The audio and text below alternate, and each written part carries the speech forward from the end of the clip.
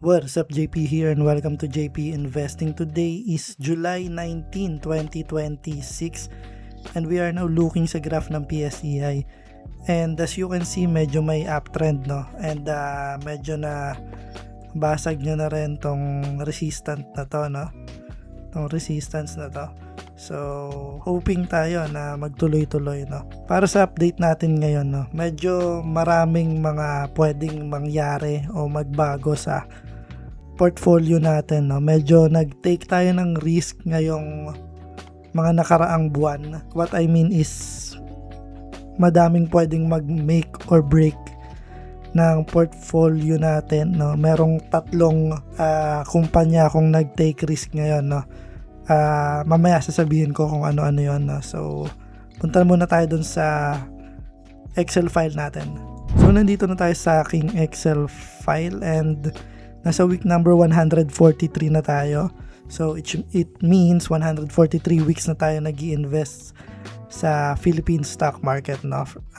So, yung week number 143 is consist from July 13, 2026 hanggang July 17, 2026.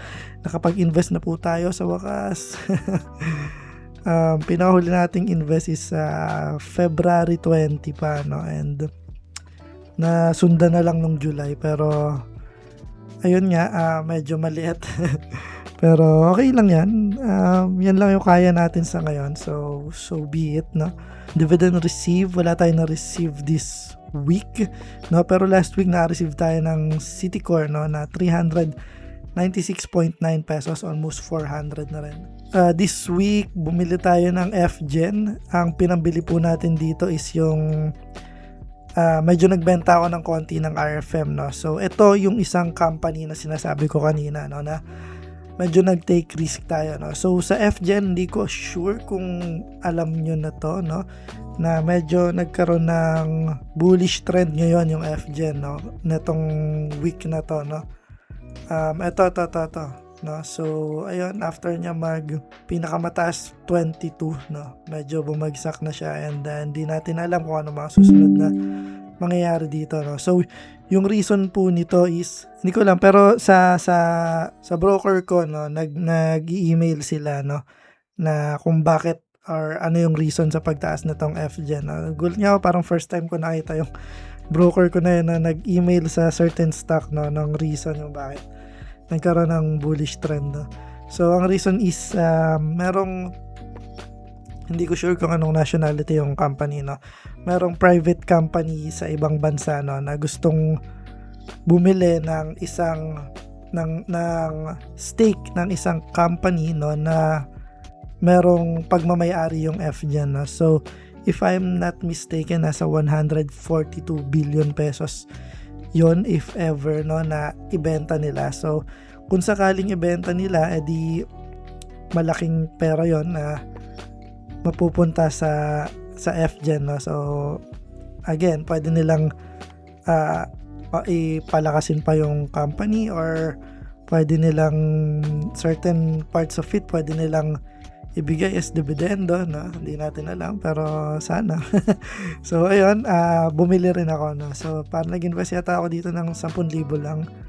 So ayun, and paka-invest ko medyo bumaba na. So ayun, punta na tayo ulit sa aking Excel file, no. So ayun, stock that we sold, RFM, pero hindi ko inubos lahat, nagtira pa rin ako kasi ayun ko, parang gusto kong hawakan na lang ulit to ng matagal itong RFM kasi natukso ko nung nakaraan, nag-take profit ako. So ayun, market value natin is 491,117.41. So kung mapapansin nyo, talagang hindi maganda yung market, no. Parang yung portfolio natin is naglalaro lang mula 480 hanggang 510, mga ganun. Doon lang siya taas baba, no. Magbabago yan kung sakaling ayun nga, yung mga make or break ng company natin, no. So nasabi ko na yung isa, yung FGen, and yung isa is ABS-CBN, no. 'Di ba nagkaroon ulit ng nagkaroon ng bullish trend yung ABS, no. Sa mga hindi nakakaalam, Eto, ayan. Reason for this is my speculation sa mga tao na ang White Horse ay 2 bilyonaryo, no? So, para dun sa mga hindi nakakaalam kung anong ibig sabihin ng White Horse, ito po yung savior ng isang company, no? Na mga na tao, no? Na mag-i-invest sa isang company sabihin nating lumulubog na or pababa yung trend niya, no? Siya yung parang savior na mag-i-invest sa company na to and willing siyang mag-invest dito for it para mapalago ulit, no? So, ang usap-usapan is 2 White Horse, no? So, yung isa is si RSA, no? Si Ramon Ang, and yung isa is si MVP, no? Na si Manny Pangilinan. So, siya yung may-ari ng PLDT and ano pa ba, no? And yung si RSA naman is founder ng San Miguel Corporation, no? So, ayun, maganda yon kung totoong magiging White Horse sila ng ABS-CBN, no?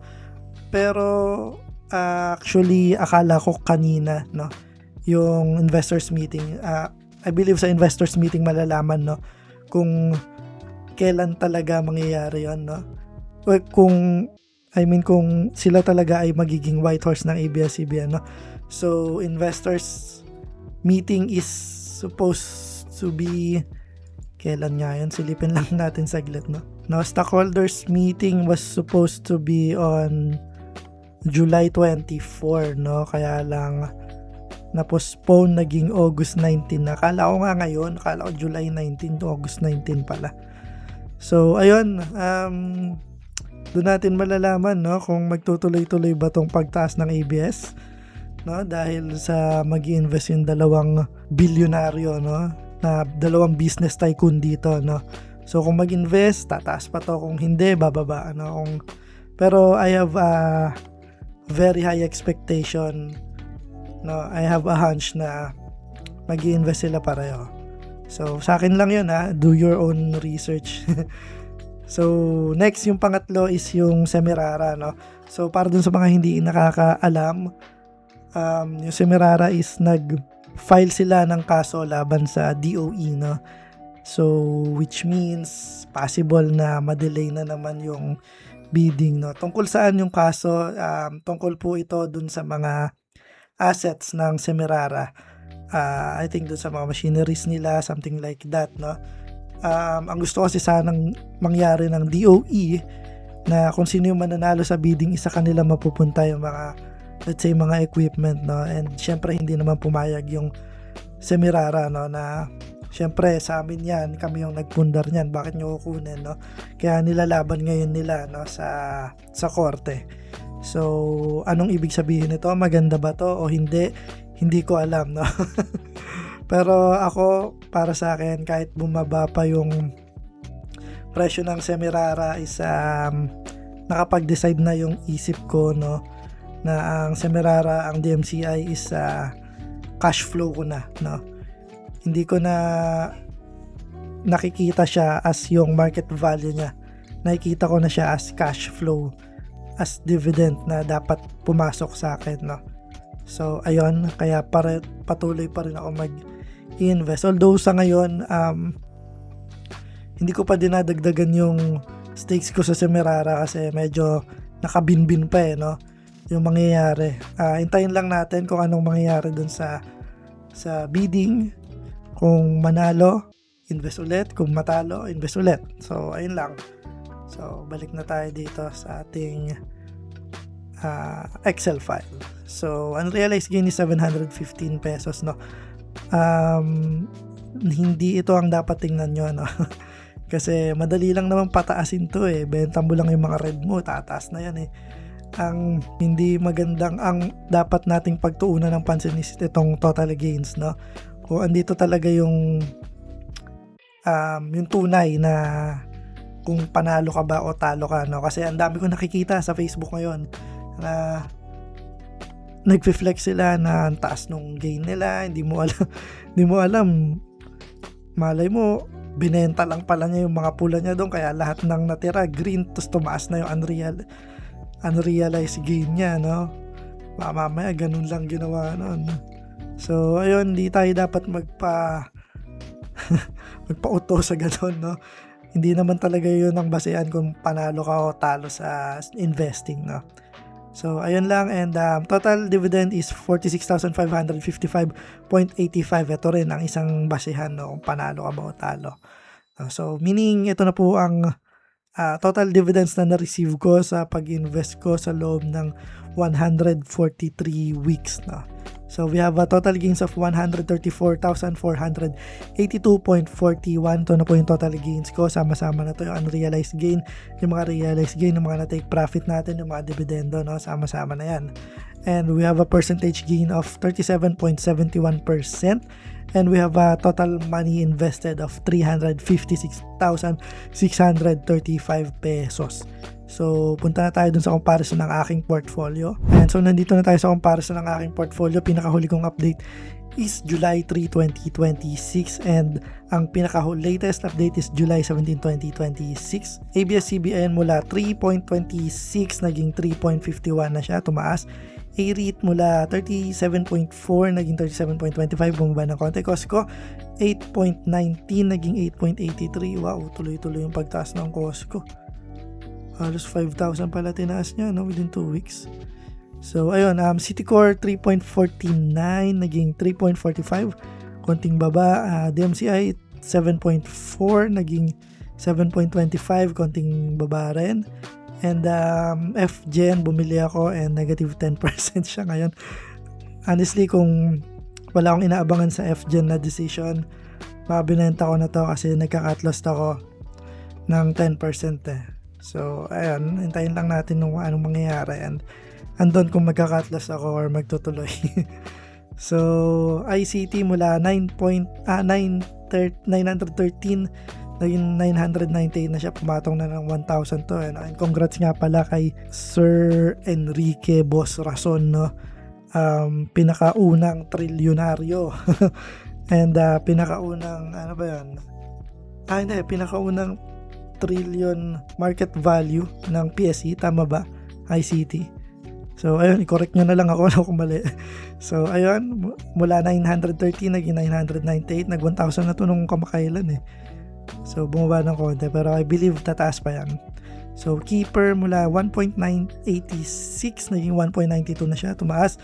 LTG 14.7 naging 14.4, bumaba ng konti. Metrobank 66.3 naging 66.5, tumaas ng konti. Mega World 2.1 naging 2.15, konting taas. Maynilad, so yung Maynilad nga pala, no, isa rin pala yun sa make or break, no, yung balita na magkakaroon ng rebalancing sa PSEI, masasama na yung Maynilad. Tama ako, Maynilad yan, di ba? Hindi ko sure, pero alam ko Maynilad yun eh, no? So yung mga sinasabi ko pala dito base lang dun sa mga natatandaan kong news, no? So pero parang 90% ako na Maynilad yun yung ipapasok sa index, no? So possible na tumaas to within next week, no? Kasi linggo nga pala ngayon, bukas, no? And RFM mula 5.68 naging 5.33, taas naman ng binaba nito. And Semirara mula 22.1 naging 20.25. Grabe, lalong bumaba. I think this is because dun sa pag-file nila ng lawsuit, no? So mula equity, mula total market value of 486,368.64 no July 3, naging 491,117.41 na ngayong July 17 ng Friday, no? So ayun lang, maraming salamat sa mga patuloy na nanonood. Kung hindi ka pa nakasubscribe, inaanyayahan kita mag-subscribe sa aking channel para masubaybayan mo itong investing journey ko. And from time to time, nagbibigay ako ng tips nga ba matuturin nyo itong mga ganito, no? And news na rin. So ayun lang, maraming salamat. JP out.